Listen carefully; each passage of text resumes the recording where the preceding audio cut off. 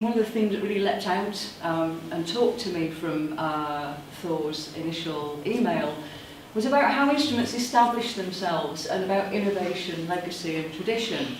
So far in my research life, I've spent a lot of time looking at how musicians interact with each other in lots of different environments, in social music making, in education, and mediated by technology, so remote teaching, how do the student and the tutor interact with each other, and using a lot of methods like ethnography, for example.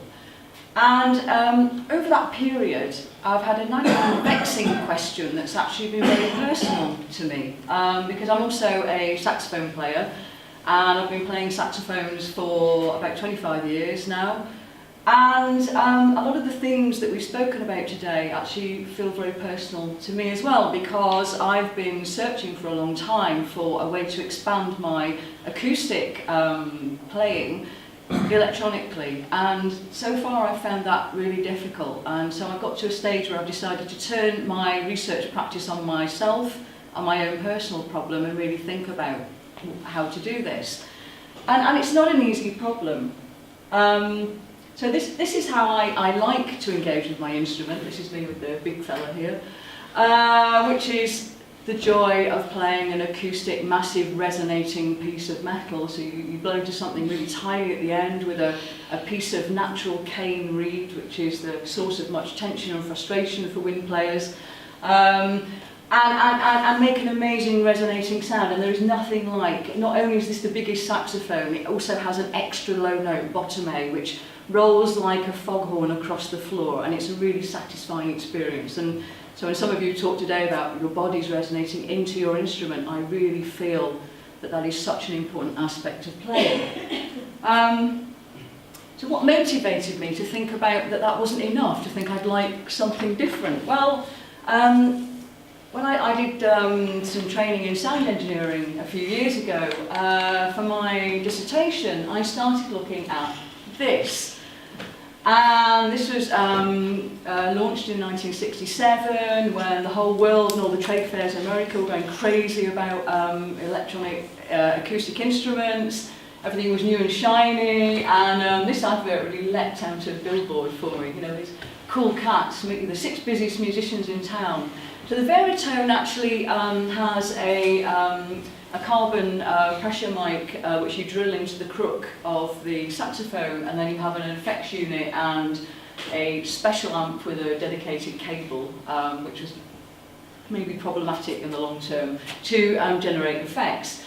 It had everything going for it. It gave you the acoustic feel of the instrument, but you could augment it. You could augment it easily. The controls are where you already have your fingers to play. And it had celebrity endorsements, so the electrifying Eddie Harris had a couple of really charting hits playing, and a great album which has been sampled since by people like Macy Gray now, so it really happened. Sonny Stitz was one of the celebrity endorsers as well, and it disappeared without trace. And I was kind of thinking, wow, I love one of these. You can't buy them now. You can buy bits of them on eBay and try and put one together, so this archiving of instruments becomes really real here. I actually tried to get one, and I couldn't get a complete whole unit, not just within my budget, but full stop. So, these are just some of the close-ups of some of the elements, the mic and the control and the dedicated amp. This is one I was looking at it on eBay in 2009. I couldn't afford. So, the Verito hasn't been the only kind of thought about what we do with this. There's been actually a few people who have innovated. So we had the Lyricon, which is based on more of a flute prototype almost, in the 70s. We have the Yamaha WX5, which actually is one of the higher hopes for me, that it actually has a reed, a rubber reed, which contributes to the breath controller. So it felt like, okay, the Veritone failed, but maybe this will be the thing. And this is also, you can still get them, but they're hard to get, and they haven't really made it through to the mass audience either. And then there was this, the Eigenharp and the Pico from Eigenlabs. They call it the most expressive electronic instrument ever made. It's also the most damn complicated. You need to learn its own language to play it. It's expensive, it's difficult to master, and again, it's just fallen into obscurity. So everybody's missing this. So what do? I can't just go and buy something to solve this really exciting thing I'd love to get into. So this is the only one, the Akai Yui, that's kind of made some traction. It's on its third iteration. This is the 5000. It's actually wireless as well and has its own onboard sound, so you don't need a separate sound generator anymore. The thing is, though, out of all the options we've just looked at, this is the most disappointing of all of them. And if you go onto eBay, you can buy loads of these barely used, with lovely comments in the sellings, like couldn't get used to the fingerings, bought it, thought it was amazing, and after 2 days hated it, or it's been in a box for 3 years, somebody please take it off my hands. Really, I've done a scrape of all the eBay comments that go with these, and it's a beautiful read. And then if you go on some of the forums like Sax on the Web, the same thing. Frustration, all these people that thought this would be the great hope, and it just hasn't really happened. This had some celebrity endorsement as well. In the 70s, Michael Brecker did a really good job of actually using it, but it really does suit a particular type of music. And with each version, in my opinion, it's got worse. So the onboard sounds now, I've got 99 of them, they're all horrible. The only way I can make it even tolerable is to play it through my valve Fender guitar amp, which kind of defeats the point.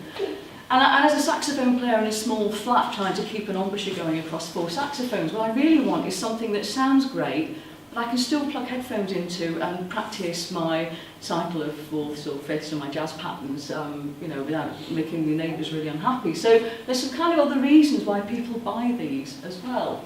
Not just about the playing experience, but maybe some convenience factors too. So I've been thinking about this for a really long time and decided I have to do something about this now. Just another example. I don't expect you to read this, but not only is this horrible to play, but the affordances are terrible. So there's a screw on the back that you press to find out which sound you're playing. A screw on the back. It's so complicated. I have to keep getting this guide out. And there's a whole bank of 8 extra controls in case these ones aren't enough, but you can't access them whilst you're playing. And even if you take the panel off, which conveniently covers them, have you tried doing that whilst you're actually trying to hold something? Oh, and you have to keep your thumb on the back all the time to ground it or it stops playing. So, magic. And as a saxophone player, I have trained for years to keep my fingers close to the keys, to make it ergonomically efficient, to learn all the right fingerings. Every time you touch this, because it's based on touch capacitance, it makes a sound. So actually now I'm trying to lift my fingers off of the keys. Oh, nightmare. And then there's another really, really, really important factor in all of this, and that's this bit. And actually, I went back to have some advanced saxophone lessons recently because it's been a while since I had some, and I had a really amazing teacher who made me really think about the mouthpiece and just how important the mouthpiece is. And we do a lot of playing actually of just the mouthpiece, or just the mouthpiece and the crook, not even the instrument. And that really resonated in my brain because I suddenly realised what a lot of the problem is. It's not the whole rest of the horrible thing I'm already fighting with. It's actually this, because the mouthpiece, it has no articulation, it doesn't have the sensitivity, it's not a natural cane reed. In theory you can bite it and there are electric tines inside which compress, and you can bend and vibrato the note, but actually it's really hard to do. And when you do it for any period of time it really messes up your saxophone playing embouchure, so then you stop doing it for a while. I think one part of the problem with this is that nobody that's designed any of these solutions doesn't feel like they actually play saxophones. It sounds really obvious, but this is how it feels, and this is how the community reflects on this when I look. So I think the answer to this is to go back to my ethnographic rounds and actually do a really solid piece of research looking at what is the community telling us. I won't get all the answers there, because there are some things about some of these solutions which actually give you new opportunities, and we've talked about that a lot today. I don't want to be a Luddite, there are actually some opportunities. The saxophone is designed a certain way, with a conical bore, which means you have to learn different fingerings for each of the octaves. On the UE, you've got rollers on the back. You can play a range of 8 octaves really simply, so you only need a fraction of the fingerings. Maybe that's an opportunity. But that's what I'd like to really explore with my network and the wider community, who are all outpouring all their feelings about this. I'm posting some fascinating stuff, so this is just 2 of the pictures that tickle me most. One company is actually making UEs which they've make it look like a normal mouthpiece, even with a reed, even though actually all you're doing still is blowing down it. It's a breath controller. Modified, easier for sax players to get used to. So this is really solid evidence of what the problem is here. And I love this. Somebody's veneered it with cherry wood because they just hated the feel of it so much. I think that really tells you something. That's had a lot of hits, that video, as well. So what I wanted to do was really, I'm at the beginning of a journey that a lot of you are a lot further along, but I'm really excited about it, and I'm really excited about being part of a community where you all have so much to share that will help me on this journey, which I do actually hope to design and build something in collaboration at some point as well. But what I want to come up with is something that gives me as much enjoyment and pleasure in my life as this, ultimately. And that's going to be my guiding goal throughout this journey, which is no doubt going to be a very long but really exciting one. That's all I had to say. Thank you very much.